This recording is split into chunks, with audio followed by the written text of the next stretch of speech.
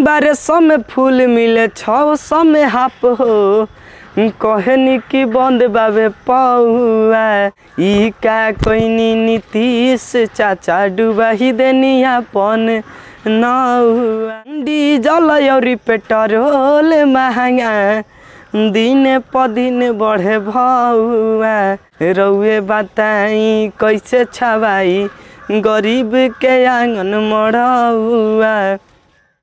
नींबू महंगा टमाटर महंगा महंगा बा तेल सरसौआ। सब कुछ महंगा कही दिले बानी जितला के बाद चुनाव। नमस्कार प्रणाम, हम सिंगर शाहिद सुपर और आज फिर हमनी के महंगाई लगाना सुनाल चाहते तई हमारे शाहिद सुपर चैनल लाइक रहा, सब्सक्राइब करी, शेयर करी ज़्यादा से ज़्यादा। है पर बहुत अच्छा वीडियो मिली तो गाना ऐसे बा। नींबू महंगा टमाटर महंगा महंगा बा तेल सरसौआ। नींबू महंगा टमाटर महंगा महंगा बा तेल सरसौआ।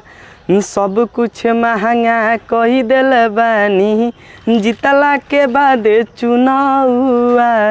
सिलेंडर अलगे ताव मारतावे चूसले में खून लगे रउआ। ई का कोइनी नीतीश चाचा डुबाही देनी अपन नौआ। बर्तन कपड़ा किनिए न पाई बढ़ल बा तना भौआ। रउए बताई कैसे छवाई गरीब के आंगन मड़ौआ।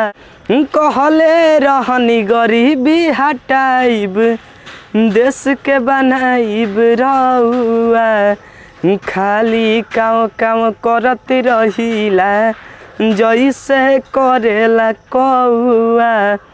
1200 में फूल मिले 600 में हाफ हो।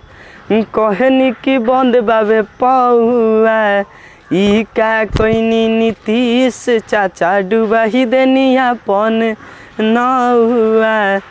डीजल और पेट्रोल महंगा दिन प दिन बढ़े भौआ।